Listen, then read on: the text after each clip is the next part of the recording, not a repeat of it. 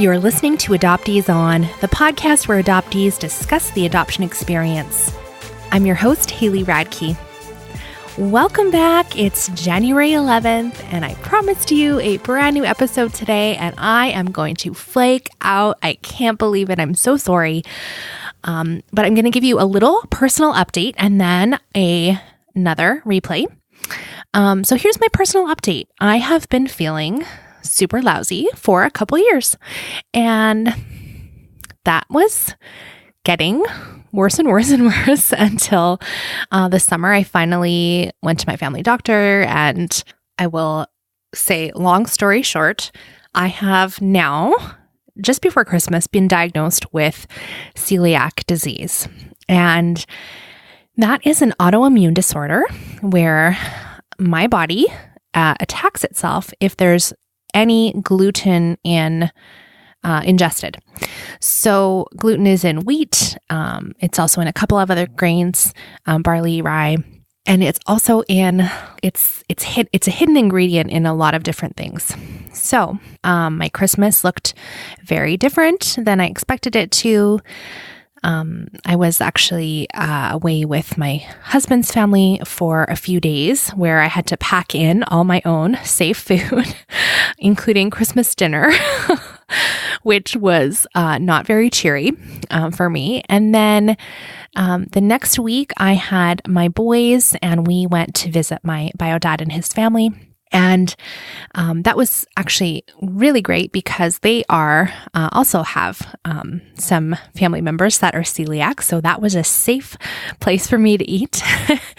And then when I came home, I had to change over our whole household. And that was a ton of work. Basically, I had to clean out our entire kitchen. And I'm talking about every drawer, every cupboard. I had to replace a lot of the things that were in our kitchen if they were scratched or something that you used multiple times for gluten. Those things all had to be replaced. So I have been busy doing that to make my house safe for me. It has been really challenging, and I feel like I'm kind of in mourning for a life of normalcy, and I'm feeling a lot better now that I've been off gluten for 5 weeks or so. And so that's really great, but I still have a lot of anxiety about my kids getting tested. They have to be tested because it's a genetic disorder passed down. It doesn't mean for sure they're going to have it 100%. They have to have a blood test. So I have to keep feeding them gluten. And so I set up a kitchen in our laundry room so my husband can make them toast and craft dinner and, all that gluten stuff. They have to keep eating gluten every single day for 6 weeks until they have their blood work done. That's what's up. And so that has caused me to miss my deadline for the show today. So I'm sorry. But next week we'll definitely be back with a new episode. I'm really excited about the next couple episodes in the Adoptees and Addiction series. But for today, I was like, okay, I have replayed some healing series episodes, but I have a lot of new listeners, and I know that not everybody has, started at the beginning and binged. So I decided to play my story for you to help you get to know me a little bit better. And I'm going to share my reunion story about finding my first mother and how that played out. And at the very end, I will chime back in with any updates from sharing my story with Carrie. And you're going to hear Carrie Cahill-Mulligan interviewing me, sharing my story. And this is actually pulled out of our season 1 finale episode. So let's listen in. So I guess, Carrie, it's your turn to ask me the question. Well, I just want to say I'm so excited to have on the show today our host, Haley Radke, who's a fellow adoptee. And Welcome, Haley. Thank you. I'm so pleased to be here. I am too, and it has been fun to hear little bits of your story, but I'm hoping, if you're up for it, that you will give it to us all all as one whole story and not just a little aside. So, whatever you're up for, tell us about your adoption story. Okay, so I was born in 1983 in Edmonton, Alberta, which is where I live now. And I was relinquished immediately at birth and adopted 11 days later. My adoptive parents were elementary school teachers, and they were infertile. And so they had been married for 13 years when they adopted me. My dad was 40 and my mom was 38. And they'd waited 7 years to adopt me. They started their teaching career in northern Alberta. And when I say northern, it's just a couple hours from the Northwest Territories border. Ooh. Yeah. Northern.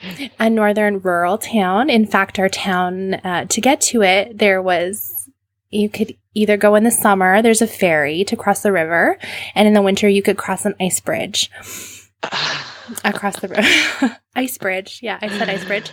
Yeah. Or it would add another hour and a half to the drive to the town if that was out. So because it was so remote, they actually moved down to central Alberta so that they could have social workers come and do the home studies and all of the things that adoptive parents are required to do before they're eligible to adopt. So you could say they were very serious about adopting and desperately wanted a child. Mm. Yeah, so I was relinquished right at birth. I think that was the plan all along for my birth mother. They took me home after 11 days. And when I was 3, they moved back up to the remote community that I grew up in and that they had started their careers in. And then I later on moved back down to Edmonton to go to university. I got my degree in psychology. Big surprise to everyone who's listening, I'm sure. I have my BA in psychology and then a double minor. I minored in sociology and religion and theology. Mm. Yeah, so that's where I met my husband, and so that's where we live now. Anyway, what I've had during my growing up years was very sparse bits and pieces of information. I knew that my birth mother was young, and so I always imagined that, she was a teenager and whatever went along with that. I guess I didn't truly know any specific details until I was 18 and I requested my non-identifying information, which had her age. She was 15 and my birth father was 17. Very young. Yeah, very young. And so she chose to relinquish, and that's kind of all I had in the non-identifying information. I have it here, so you'll hear some pages rustling if I grab it. I had a little bit of medical history and a couple personal details. Yeah, that's when I found out that I had 11 days where I was in hospital. Mm. When I found that out, I started wondering, oh my goodness, I was alone for 11 days, essentially. And that's always been a really hard thing to think about, especially now that I have kids. It's very hard to picture a child being alone in hospital. I didn't share in my story the first time, but I have that history as well. I think I was 10 days in the hospital before being placed in a foster family for 2 weeks and then placed with my adoptive family. And learning that bit of my history was so saddening. Yeah, Oh. that image is not a happy one. So in my note of identifying information, I got some pieces of information about my birth mother that finally made her real. And I just want to read a couple of them to you. Please. She's shy, doesn't like crowds, is considerate, reliable, and dependable. She enjoys reading. That was one I just grasped onto. Oh my goodness, she's just like me. And then there's some information about my dad, which later on, when he read this, there's some things that aren't true. So again, I had this and I, of course, assume everything's correct, but it wasn't. And so I had a preconceived notion about my birth dad because of this non-identifying information. And that was a lie for all those years. So, you see these official forms and you just assume everything's accurate, but that's not the case. So yeah, that's when I was 18. And later in 2004, the Alberta government opened the records, and I didn't know that until 2005. And so that's when I requested my official records, and I got my records. They have my birth mother's full name, her birth date, the address that she was living at when she relinquished, and I have my letter that I wrote to that address. Wow. So, sorry, it sounds going to be super bad today because I have all these papers, but okay, I'll just read this one little section here. Recently, the adoption records have become open, and I requested the release of my adoption information. In this information, I found the name of my birth mother, etc. Also in this information was the home address of etc. I checked the phone book and was amazed as I saw there was still someone by the same last name at this very address and phone number. So I read this tonight and I laughed so hard because I don't have a phone book anymore. But in 2005, I had a phone book and I wrote this letter and I think it was very hopeful. I can read you it if you'd like. Sure. Please. How long do you think it took you to craft this letter? And how long did you work on it? Was it easy to write or did you labor over it? I don't remember. Oh, wow. My guess is that I labored over it because when I used to blog, it took me a while to find the perfect phrase for things. And so I'm sure I did. So I guess I'm thinking that because of, Maeve's story and Liz Prado and, their thoughts about crafting these perfectly worded documents to not scare off. And you'll see that when I read this to you. Wow. So I'm just going to say Smith for the last name. Okay. Yeah. Dear Smith family, I'm not sure what it would be like to receive this letter. It's actually kind of surreal for me to be sitting here and writing it. Okay, how funny is that? Surreal, right? I know. See, I'm laughing inside. I'm crying, okay? So, no, it's hard. Bringing out these things is hard. But anyway, it's actually kind of surreal for me to be sitting here and writing it. Just know that I am not writing to disrupt lives or your family. I have purely loving intentions of finding my other family. My name is Haley, and I'm now 22 years old. My first given name was Ashley Amber Smith, and I was born on August 22nd, 1983 at the Royal Alexandra Hospital in Edmonton, and subsequently adopted by loving parents. And then I go into the records are open, etc. I was hoping that I could somehow be connected with, and then I say her name. And I give my mailing address and my email address.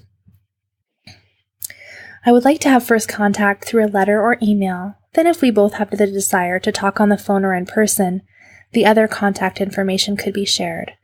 I don't want to put any pressure on either party, and I feel like an initial phone contact might be too much too soon.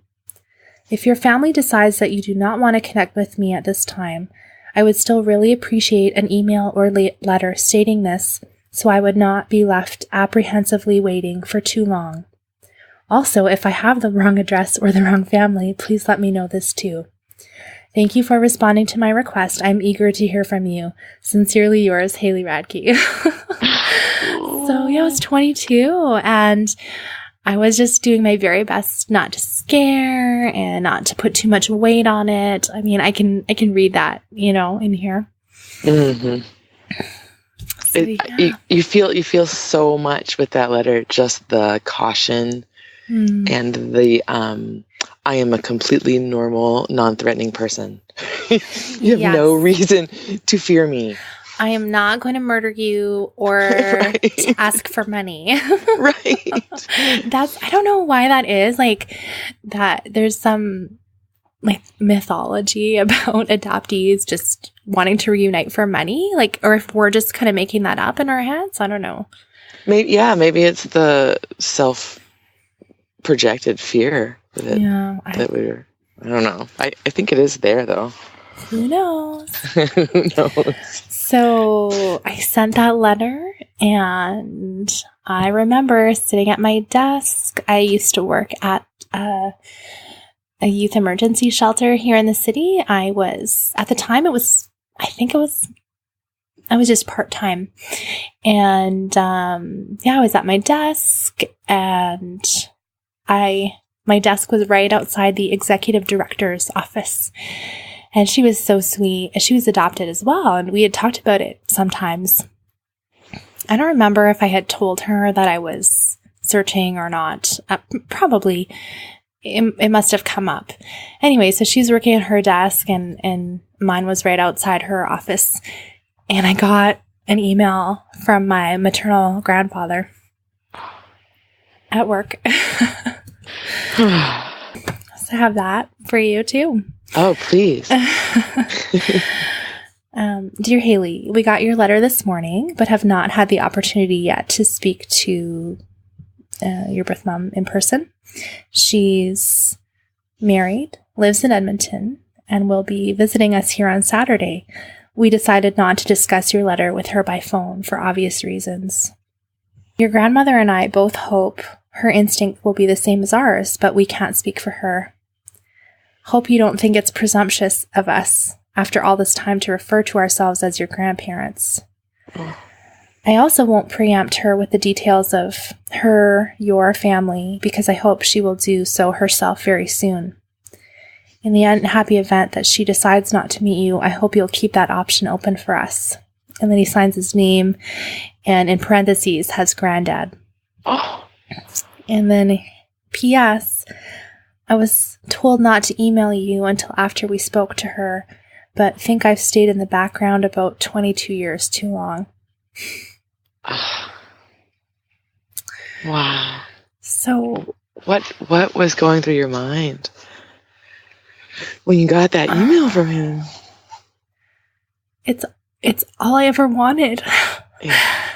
It's perfect, and that last line, staying in the background 22 years too long.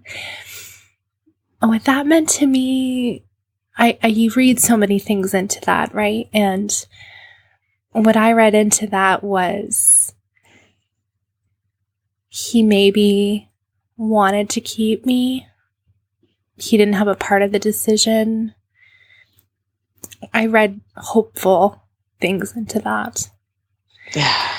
So I was celebrating, and I remember asking Deb, come read this. Oh my gosh. Like, I just freaked out, it was wonderful.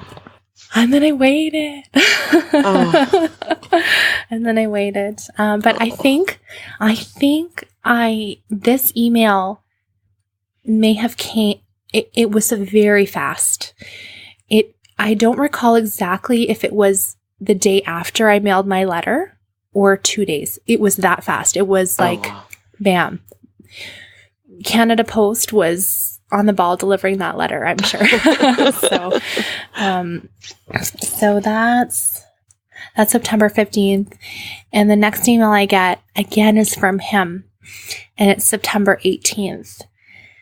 It's from my grandfather again. The subject is delays. And so in it, he kind of outlines why they haven't told her yet and some of those circumstances. But then he gives me like a family history. It's a couple pages long. He sends me photos and some pictures of even his parents. And so there's this big section about family history. And so again, every word I just, hung on to. And then in the end of it, he says, needless to say, keep this lot under your hat. I grudgingly grunted assent to the principle of keeping my nose out of things until she, my birth mother, started the ball rolling. I, however, am the impulsive, impatient one, while my wife lets the world unroll as it is intended to. Needless to say, we are both agreed in principle to engineer a soft landing for her, in hope that we don't panic her. I am firmly of the belief that your surfacing is the best thing that has happened to this family. I look forward to meeting you and to introducing you, and I don't want to screw up either you or the opportunity.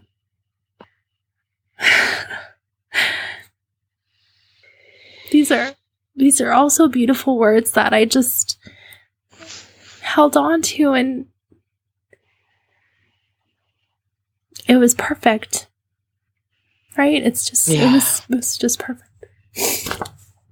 It's so sweet how he thinks he needs to stay out of the way, but he can't hold himself back. He's so excited. And I just want to be wanted. Yes. I still want that, right? Of course. Okay, so that was the 18th, and so this is the very next day. So this is when I get my first email from my birth mother. Dear Haley, I received your letter today, and it has brought me great joy. Thank you.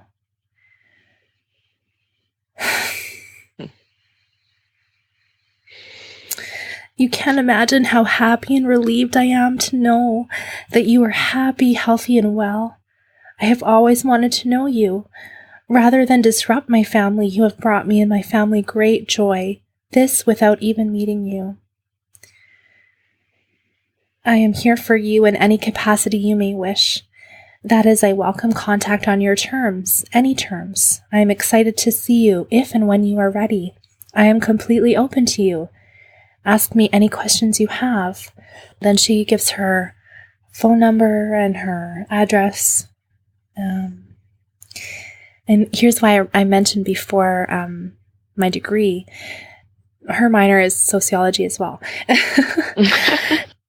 And then she wraps up with, please forgive me if I write stiltingly. I am overwhelmed and so very, very happy. Your letter is so beautifully written. Your kindness and maturity shines through every word. I am so very proud. Best wishes. And then she signs her name. I'm reading this to you and I'm tearing up. And well, it's again she hits every button without belaboring anything. It's like, whatever you need, any terms, I'm here. You couldn't ask for more. Yes. And so I picture the perfect reunion. Right. Here we go. Lucky me. And this time I'm still finishing up my degree. So I'm in university. I'm already married. I'm taking psychology. And so I am researching everything academic I can get my hands on about adoption reunion. And there was not very much available at that time. There's a lot more now, but still it's not it's not great when I look for academic articles. It's kind of, it's not great. Anyway, I remember reading that we struggled with this, I think, Carrie, in our first interview, getting those exact percentages right of reunions that fail or whatever. I still don't know. I'm sorry. But it was like, there's a lot of reunions that fail. And I remember reading these things and I'm like, oh gosh, but it can't be our reunion because look at, they want me. They want to get to know me. And so we're going to be okay. Like I thought that from the beginning. Like, it's all going to be fine. So I had 4 months with her. I remember our first meeting was very, very soon after this email. It could have been like the next day. It was very fast. Wow. She lives in my city. Nick drove me there, my husband, Nick, and I met her and her husband. I remember her opening the door, and she's very petite. Actually, like my adoptive mom. I'm 5'9". I'm definitely heavy, and I've always been very sturdy. So that part I was like, oh, okay. Okay. So that physically we're not the same, but we have the same color hair. I was desperately looking for similar facial features and things, but I don't know if I could really point those out to you now. I have more similarities with my, one of my, bio sisters, my half on my dad's side. So that's kind of where I see the physical similarities now. But I brought baby pictures for her. I brought a wedding picture for her. I don't remember anything of what we talked about at all. I don't. I remember just not knowing what to say. So she's super shy. So am I. Not so much anymore. I definitely was then. I'm 33 now.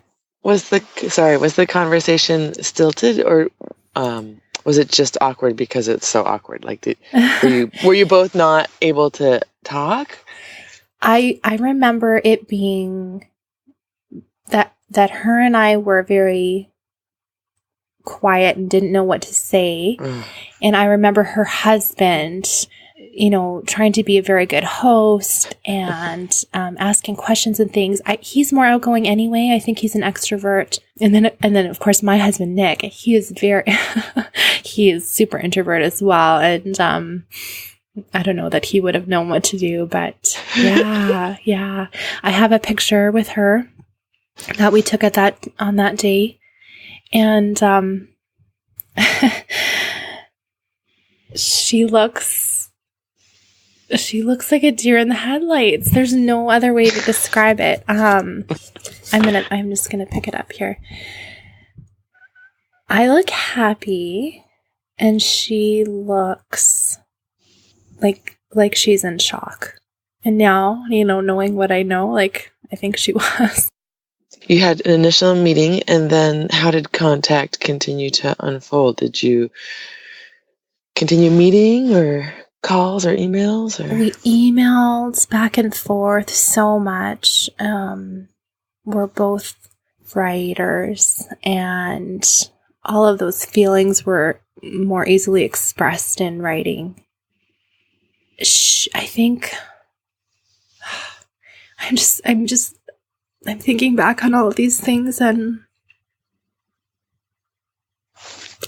I feel so, oh gosh, I feel so responsible for her stopping contact, and that's so dumb, but so when I'm thinking of these answers for you, I'm trying to be truthful and honest about it, and I think she wanted more contact than I did, And I didn't know that at the time, of course, but looking back, some of her emails, say I was anxiously waiting for your response. And one of them was, I got your voicemail late last night and it's too early to call now, so I'll email. And so it's definitely in the honeymoon stage, but I guess I don't think I could handle it all. I don't think I could give her enough. I remember we went shopping one time on White Ave in Edmonton, which is kind of like it's a trendy street, lots of boutique kind of stores. And I bought a scarf when we were out. It was the one thing I bought. Black scarf with like a knitted wintry scarf with a rainbow edge. I haven't worn it for years, and I just donated it a couple months ago. And it was very hard to get rid of because I bought it when I was with her. And I only have a couple memories of, being with her. So you get attached to those items. Well, that's one time. I remember another time she came over, I think for lunch, because it was just her and I. I made chicken fajitas. That's when I showed her the records. There's a portion in my adoption records where she writes out her reason for relinquishing me, and it's in her handwriting and her signature. And I showed it to her, and she didn't remember. And she had blocked that all out. After I showed that to her, and I could see it was kind of upsetting her, I put everything away, and I told you she was very petite. I weighed 9'4" when I was born, and she started to tell me about that. She said, I have giant stretch marks because of you. I had internal bleeding. It was a traumatic birth. And she was saying these things to me, but she wasn't saying them to me. She was just saying them out loud. That's the only time we ever spoke of that, but I feel guilty. It's so not fair. Like, how could you be responsible for that? You're not responsible for that. I was also a 9, almost a 10-pound baby with a petite mother, and I know my delivery was traumatic and forceps delivery, and I've often thought that physical trauma added to the emotional trauma made her compartmentalize and close down any chances of trying to revisit that. I'm sorry. It's such a weight. I'm sorry. I definitely, of course, right? I still have healing to do in these things. And yeah, that's a moment I won't forget, and again, I'm saying these things, but she didn't know that saying that was going to, imprint on me. Right. That's her experience. Yeah. Anyway, so Nick and I were invited over to her parents' house for dinner one night. And so we went, and her and her husband were there. That was bizarre. It didn't go well, I would say. So I'm shy, don't want to say anything. She's shy, doesn't say anything. My maternal grandmother doesn't say much. My maternal grandfather, though, he's like this larger than life person, right? I remember him trying to be friendly and welcoming and stuff, and they had a very European kind of meal, and it was, I was like, oh, I don't know if I like this food. I remember that. I remember there was like a salad with cold baby shrimp on it. And I remember not liking that at the time. Yeah. And then after supper, I guess when we grew up and we had, guests over, the chatting would happen after dinner. We have dinner and then you sit and visit. And after dinner, my birth mother said, okay, well, we have to get back to the house because we're painting our cabinets in our kitchen. And I was like, oh, okay. And so that was it. And so Nick and I drove home and I was like, oh my gosh, like we drove all across the city for that. It was so short and nobody said anything. And I remember thinking that, like I don't know if you get the sense of this or not, like I'm a very warm person. I'm touchy-feely. I like to hug and be close to people. And they're not that way. I remember that just saying to Nick something like, who would I be if I had grown up there? Because that was her childhood home. And at that time, I was feeling very grateful that I was adopted. I remember emailing her after that and saying most of those things. Oh. Not the part that I wish I was adopted. I didn't say that, but but I did express like, I was surprised that you left right away and things ended, and I was probably more direct than I should have been, and well, it sounds like you were being honest though, which was you were feeling strong enough to trust her with that. So I was being very honest, and again, I'm trying to give myself grace here because I'm really hard on myself. I was 22, and right. I was 22. Right. So I was honest, and so that was a little friction there. And then my grandfather took me out for lunch one day, actually a few times, I think. He came, and he would come and we would go across the street. There was a restaurant right across the street from the university I was attending, and we'd visit and stuff. And I told my, birth mother, and she would say like, oh, well, did my mom know that? And I don't know. That's, between them. Like, I don't know. And then she would say, well, I don't think my mom knew that. And okay. So there was those kind of little threads that later, I can piece together, but at the time I didn't think anything of it. We had planned to get together before Christmas. I don't remember if it was a big family dinner thing again, or if it was just, her and her husband and me and Nick. But then I had exams and stuff, and, university was busy, and so I remember emailing her and saying, can we do this after Christmas? And I think my adoptive parents would have been coming into the city as well for Christmas. And so she emailed me back and said, I don't have this one printed out, I don't think.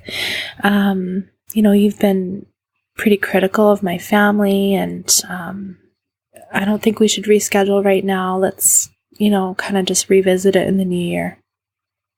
And that's the last thing I ever got from her. Whoa. It must have just felt like such a slap in some ways. Like, I can't imagine. It's your story, but it doesn't sound like you'd been critical. Like, what was she hearing? Where did she feel? Must be something that she felt that brought up, it was a ghost of accusation that you represented, because you were just 22. I was 22, but like I said, a lot of these communications were over email. And so tone is really hard on email. She probably took things harder than I intended. Those words about me being critical of her family, I really think that's why I feel such responsibility for it being over. Well, it just, from my perspective as a friend, Haley, it just feels like a smokescreen. So it does feel to me like other things, her own issues came up and she saw you through the lens of those issues. And there was some other extenuating circumstances, which I'll protect. Like I'm trying to really be respectful of their privacy. I always give her that pass. Like, well, she was dealing with these things, and so I understand it's really hard. And well, the brain understands. The heart has its own. No, and I knew we were talking about this tonight, and I got all these emails out, and I read them for a number of years, and I read the first couple from her, and I couldn't stop crying because they're all those things that you want to hear, but now I read them and I think, these were true in the moment, maybe, but if you really wanted to know me, why did you stop? Since then, I've written her emails, letters. I have had flowers delivered with cards. I've done everything that I think I could do. A couple years ago, I wrote her a series of letters, and I just after coming out of the fog letters, and I wrote her like, now I understand more about birth mothers, and now I'm older and I can, we can do this better now, and all of the things that I think she would need to hear, but it's just not enough. Who did I ask? One of the first guests, maybe it was Maeve. It was Maeve. It was Maeve, right? What would it take? What would it take? For anything. her? Anything. If she called me right now, I would go. Like, if she called me right now, we're recording this, and oh my gosh, it is the middle of the night where you are, but it's midnight here. And I would go. That desire for connection is never going to go away. Haley, I'm sorry. Woo! I get to be the one with the most tears. You're welcome, everyone who wanted to use Kleenex. I just been thinking a lot about all these interviews and how the dominant narrative is the giving of a better life. But what's being measured in the better life? It's usually social standing, the single mother or too young mother, or it's financial, which Marianne talked about in her episode. The fact that we can be so focused on the value of family and then just treat babies like interchangeable widgets, and that there's no repercussion for changing out this widget and putting it in a different family machine. Yes. Yeah, so that's my reunion story, my secondary rejection story. I'm not going to share too much about my reunion with my my dad and my siblings and his lovely, lovely wife, because though it's only 5 years old, it's still very fresh for me. Yeah. And you can tell by my emotions that even this is still, that wound is still very close to the surface. So I'll save that for another time. One of the things I've done on my healing journey, I'm involved in this healing prayer ministry at my church, and at the end of sessions, we often will, give an opportunity for Jesus to speak into the moment, and what does he want to say to me about the situation that we've prayed through. And so one of the sessions that I've had, I was forgiving my birth mother for relinquishing me. And anyways, the vision that I had was me in that hospital by myself in the bassinet, and can picture, the hospital ward and just me as a baby and wrapped up in a blanket and just alone. The nurses kind of hustling around and doing other things, but then I'm not alone. And the vision I have is of Jesus being right next to me. And he's the one for those 11 days that called the nurses over whenever I needed attention.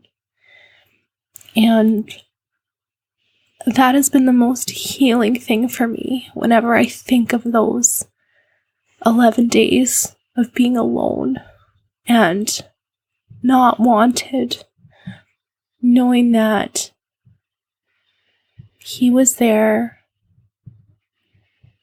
I was getting what I needed. I constantly come back to that moment, that vision.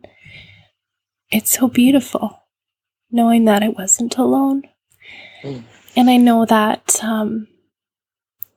a lot of you aren't believers, and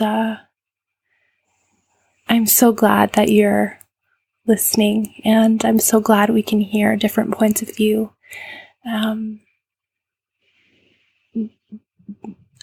I can't express to you how important knowing that has been, because it was so ugly to think about being alone. So I don't have to think that anymore. Yeah.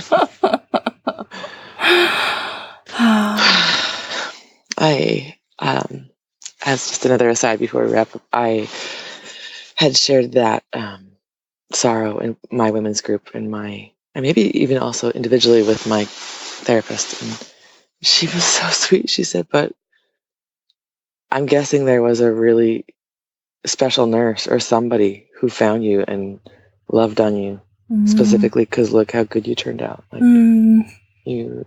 Somebody loved on you. Yeah.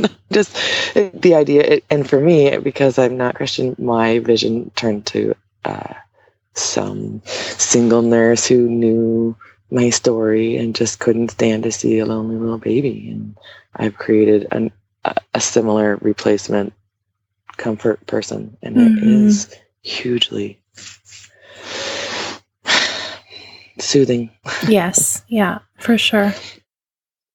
Is there anything else that we didn't touch on that you might want to share? Reunion is hard.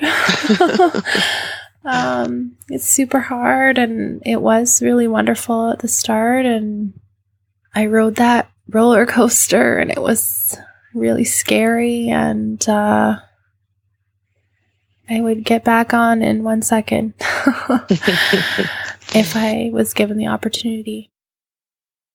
Well, first, I just want to thank you for being brave and sharing your heart. And it's just hard. I'm sorry. But if for nothing else, but for another Me Too story, I also prepared one recommended resource just because I love that part of the show. Well, that's great, because I do have some resources for people to take them through our little hiatus until season 2 in the new year. Awesome. Yes. The resource I was really psyched to share with you is Jeanette Winterson. Has this really wonderful essay on her website called Adopted, Who Am I? So it's 3 pages, so I won't read the whole thing, but she says, adoption is the changeling child. Your birth mother had no idea what she was giving away. Your adopted mother has no idea what she is getting. Love is not the problem. Adoption isn't a love problem. It's an identity issue. Who are you? Where are you from? Where do you belong? Every mirror you look into is a magic mirror of a kind because you hope to see a deeper reflection of yourself. You won't look like your new parents or the rest of the family. No matter how much they love you, you are the oddity and the angle. It isn't straightforward to be different from the very beginning, but you are. I'm going to read the next paragraph too, because this is what was reminding me of it. She says, adopted children are self-invented because we have to be. A crucial part of our story is missing, and violently, like a bomb in the womb. The baby explodes into an unknown world only knowable through a story of some kind. I realize that's how we all live, the narratives of our lives, but adoption drops you into the story after it has started. It's like reading a book with the first few pages missing. It's like arriving after curtain up. The feeling that something is missing never, ever leaves you. And it can't, and it shouldn't, because something is missing. But the missing part, the missing path, can be an entry as well as an exit, an opening as well as a void. You will just have to make it up as you go along. And then it goes on for another 2 pages. It is fantastic. But that bit where she says, I realize that's how we all live the narrative of our lives, but for us, it's like reading a book with the first few pages missing. I'm going to say that you are the queen of metaphors. I'll never forget the one about pushing a balloon or a beach ball beneath the water, and how it just explodes out, like you can't shove it down. Talking about opening up the feelings door, right? Right. I think I must have read that. That one I'm pretty sure I can't claim, but boy, is that powerful, right? Whatever. You remember it. I heard it from Carrie first. So good. What I have brought for you today is all podcasts. Oh, that's good. So you can fill your empty Adoptees on space with these other shows. As long as you come back for season 2, then it's okay. Already subscribed. We're good. Woohoo. Okay, that's awesome. My first recommendation is the podcast called The Rambler, and it's hosted by Mike McDonald, and he is an adoptee. He is adopted from Korea, I believe, and his show is all conversations with international adoptees or transracial adoptees. So they're all around an hour-ish, maybe a little longer. And because Mike is an international adoptee himself, he has great insight into what it's like to go back to your country of origin and try and reconnect with lost culture. And yeah, I found it really fascinating. How often does he put out an episode? He puts out new shows every single Sunday. So Whoa. Your feed can be full, and I have not yet caught up. There's a ton. Cool. That's great. There's a ton, yes. The next podcast I have to recommend for you is called the Indiana Adoptee Network News, and it's hosted by Pam Krotsky. Pam is the president of the Indiana Adoptee Network. So she's about a dozen shows out, lots of different adoptees. It's hosted, I think, by Blog Talk Radio. So it sounds like a phone call between 2 friends, and she will often ask them about books they might have published or different things like that. And yeah, I think Pam is a fellow adoptee, obviously. And so I don't exactly know what her publishing schedule is. She's been posting a little more lately. Cool. Is there a third? It sounds like you might have a third. There is. And the last one is brand new, and it's from Canada. So it's called Out of the Fog. I found that one. Yes. Yeah. It is hosted on CKUT, which is, I think it's a university station in Quebec. And they have a new episode on the first Friday of every month. And right now they have just 2 shows out, and they're excellent. Excellent. They're about half an hour, and they're wonderfully produced. They do interviews with a couple different people. They have a specific topic that they focus on for the show, and very worth your while. I'll post links for that in the show notes. Those are 3 adoptee podcasts to get you through the hiatus of Adoptees On. But of course, we hope you will subscribe and come and hear us again when we start back up in the new year. Haley, I just want to say how much I love you. I really. Aww, I love you too. Seriously, this has been really life-changing for me. So thanks for the space. Well, you're so welcome. Thanks for listening to me bawl. I am honored to hear your story.